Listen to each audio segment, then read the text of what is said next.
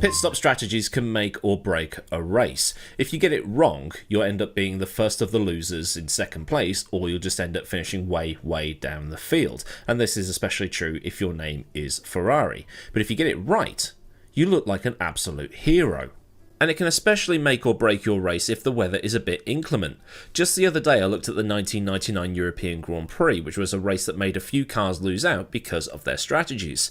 Back in those days, the weather was harder to predict. There was none of this "it'll rain in 10 minutes" stuff that they have now.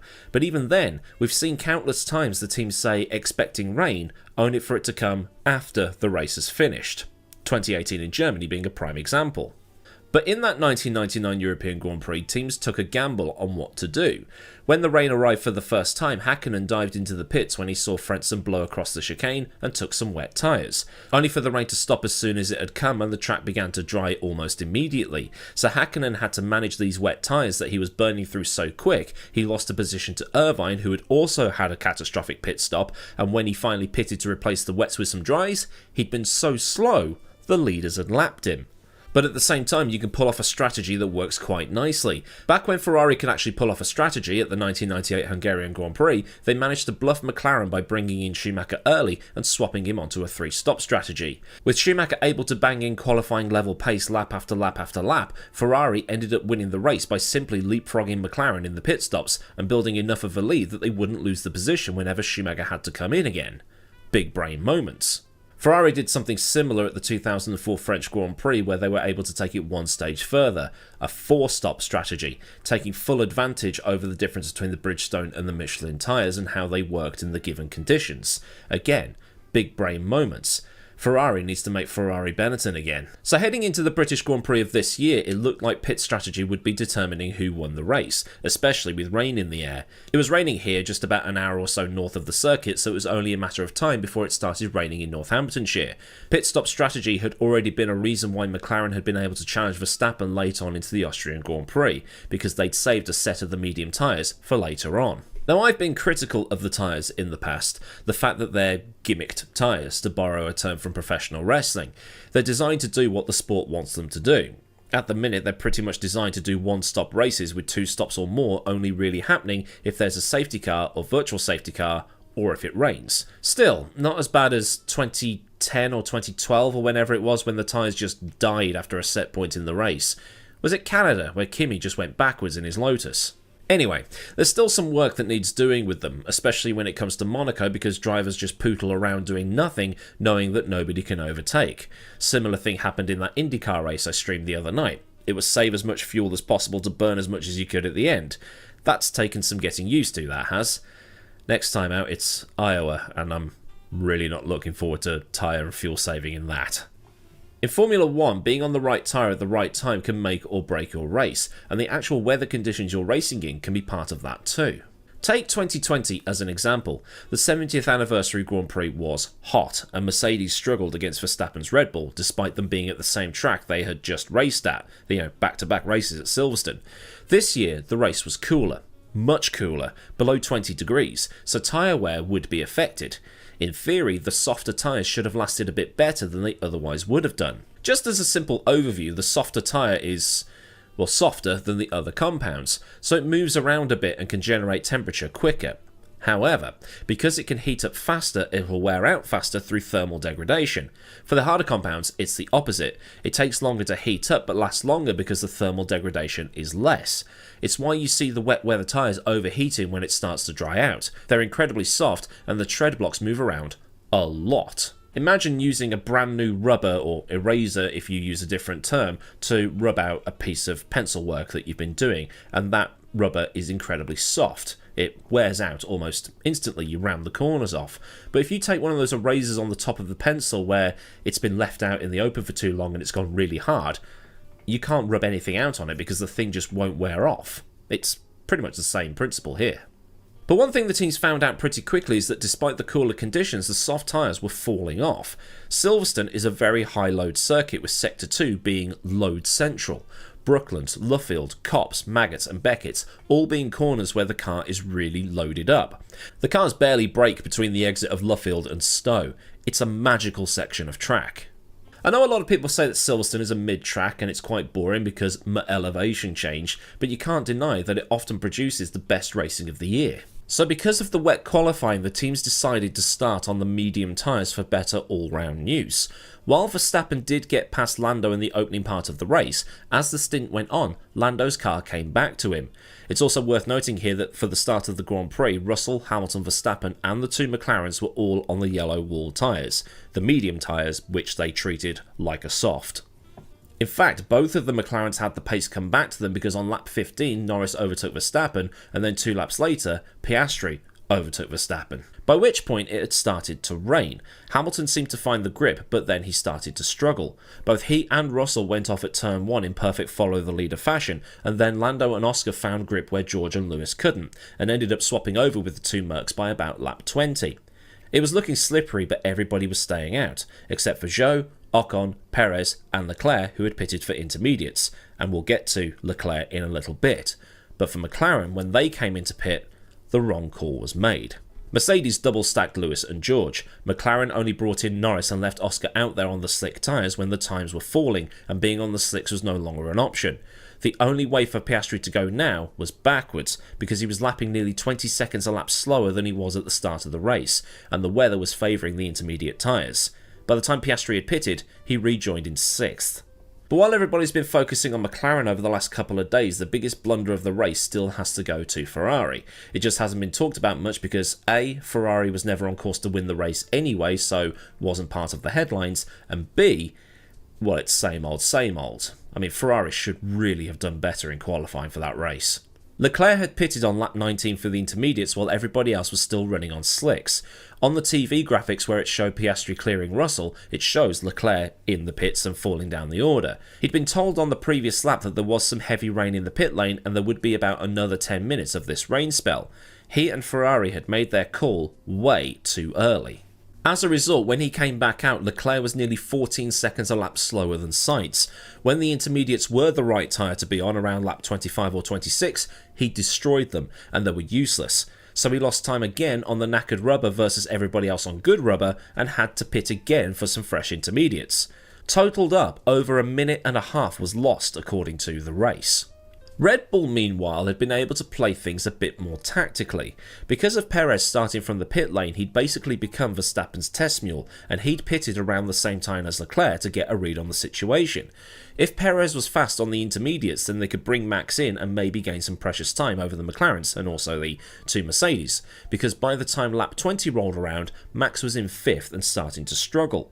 But when Max pitted, he was able to gain a position from Mercedes double stack. But McLaren's refusal to double-stack Lando and Oscar had well and truly bitten them in the arse. With Oscar down in 6th, the chances of a 1-2 were basically gone, but it was going to get worse. And while we're here, Piastri was actually the last person to pit, but at least he gained a spot when Russell had to retire. On lap 39, so with about 12 laps left to run, the track had dried out enough that teams were starting to consider coming back onto the slicks. And this is where McLaren really dropped the ball. Hamilton came in and Mercedes whacked on a set of the softs, which was a very bold choice. Red Bull, meanwhile, slapped a set of the hards on for Max because Red Bull knew that for them, they'd be the better tyre. Once again, they'd used Perez as a sacrificial lamb at the back of the field and gathered data. The mediums on Max's car hadn't been great, but they were a lot better than the softs would be. But with Max now on the hardest available tyre for the remaining 12 laps, he could do whatever he wanted to them.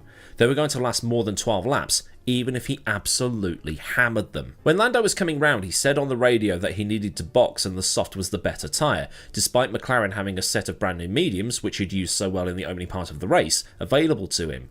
Instead of putting him on those tyres, McLaren put him on the same softs that Hamilton had. To add insult to injury, Lando overshot his box and the stop took 4.5 seconds, which handed Hamilton an easy lead. So you had the top 3 on 2 different compounds that were the opposite ends of the spectrum. Hamilton was on softs while Verstappen had the hardest available. While the track was still nice and cool, it's still high load, and the teams had already said on Friday that the softs weren't particularly viable as an option for the race. But with 12 laps to go and the track being cool, maybe they knew something we didn't. Lando thought the softs were the right call. I don't know about you, but it has a little bit of Russia 2021 about it, where Lando stayed out too long on the slick tyres when it started to rain and handed Hamilton an easy victory. Hamilton's 100th, as it so happened. But McLaren not only dropped the ball by taking the wrong rubber, they'd left him out 1 lap too long. Hamilton on his softs was a second and a half faster in the middle section, so that basically being Brooklands round to the exit of Chapel, the bit of Silverstone where all the turny bits are. By this point, my phone is lighting up. The F1 chatter on my Discord just awash with the chatter of how Max had won this race because Lando was on NAF tyres and Lewis was also on unfavoured tyres that will fall off unless he went peak 2020 tyre whisperer Hamilton. Max also had a massive advantage in the middle section of the track because he could really lean on the tyres and get the most performance from them without having to worry about any drop-off like Hamilton and Norris would. As it was, Max caught Lando and swooped past into Stowe with Lando not fighting. Couldn't fight or didn't fight? Answers on a postcard. But because Lewis had the best car, Keck, he was able to take the victory. And it is amazing how many people are unironically saying that he's in the best car yet again. Probably people that started watching in 2017 or 2021 and never saw 2010. And actually, maybe a piece on which is the best F1 car of all time is in order, because between last year's Red Bull, the MP44 and the F2004, it's a good discussion to have. I fully expected Max to take the win, but Hamilton hung on. I don't know if anybody else in that car would have done. Russell probably wouldn't have. I do like Russell and he is quick over one lap, but he keeps, crapping the bed. The McLaren strategy had baffled Christian Horner and pretty much everybody else that was watching the Grand Prix. McLaren had a brand new set of mediums to put Lando onto, tyres that were pretty much perfect for the conditions they were running in. We all saw how good they were in the opening phase of the Grand Prix, but instead they'd put him on a set of scrubbed softs. Why? But Andreas Stella at McLaren has held his hands up and admitted that McLaren dropped the ball. I think going on the softs wasn't the right call for us. In fact, we degraded the tyres too much to be able to retain the position on Verstappen and Lewis. In fairness, Lewis did a really good job on making his tyres last. He also added that part of the mistake was letting Lando choose which tyres he wanted. The executive decision should have been to go to the mediums and be well aware of how Verstappen had done on his hards on his outlap. McLaren had even put Piastri out there on mediums. They were the only team with a set of mediums available to them and didn't take them. So it makes you wonder what the hell happened out there. Piastri had even come in the lap before and would have been a good barometer of what Lando's pace was going to be like, but I think maybe they were too busy flapping about trying to get Lando back in and out and maybe get the win and just mess things up. I don't know, but it seems like whatever illness Ferrari has, McLaren might have caught it. By leaving Piastri out that extra lap when it started raining, he lost the time he would have lost in the pit stop on the track, because the slicks were going to be so bad in those conditions, and this cost McLaren bigly as well. Russell retiring with the water pump issues gave McLaren a lucky extra position, but with the double stack, maybe it would have been a 1-2, or some other combo of the two McLarens with Hamilton on the podium. McLaren had Red Bull's number for the vast majority of the race, but lost it with some baffling calls. I mean, hindsight is always perfect, but if McLaren wants to get close to or beat Red Bull anytime soon, that stuff can't keep happening. Although somebody did point out the logic of Norris going onto those soft tyres. McLaren must have thought they had a faster car than the Mercedes, so they covered Lewis's choice and ran with it in the hope that the performance would be there. They were also faster than Verstappen, who was on hards, so with that little time left in the race, then Lando would be able to pull some time on Max before his tyres wore off, and Max would be too far back to challenge. But had Norris been on the mediums, even with the time lost in the pit stop by overshooting, pushing on those tyres would have been better than Max pushing on hards, and the tyres would have been able to do the job. Probably. But, F1 is just if spelled backwards, isn't it?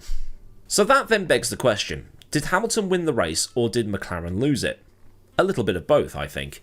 McLaren did indeed screw it up with their choices in not stacking for the switch to the intermediates and then Lando coming in one lap later than everybody else, but Hamilton made the most of the opportunity he was given. He had a charging Max behind him and didn't even blink.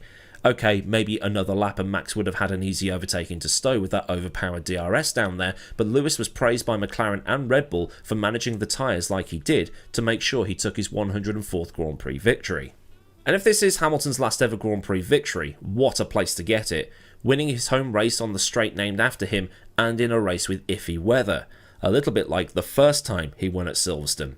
But for McLaren, I'm sure there'll be a lot to digest this week, and maybe for them to implement a system where the engineers stamp their foot down and tell Lando what tyres he's going on so he can just get on with the driving. But again, this is all for you to have a chat about in the comments. So then, a look at whether Lewis won or McLaren lost at the British Grand Prix. If this has been interesting for you and given you some food for thought, then do give the video a like so I know a good job was done, and for more from the channel, get subscribed and also get that bell on so you never miss out on anything else to do around here. Massive thanks, as ever, go out to the mad lads at Patreon for the continued support, and if you want to help keep things running around here, then a link to Patreon is in the description, along with links to Discord, socials, and other bits and bobs you might want or need to know, like links to the F1 store and Mixed Garage, where if you buy stuff, I get a kickback. There's usually some sort of offer on the F1 store too, so if you want to, it's there. There's also super thanks if you just want to buy me a coffee and memberships for a Patreon alternative, because I know people want to help support the channel but don't want to use Patreon, so memberships are there. But either way, until next time, I've been Millward. Have a great day wherever you are, and goodbye.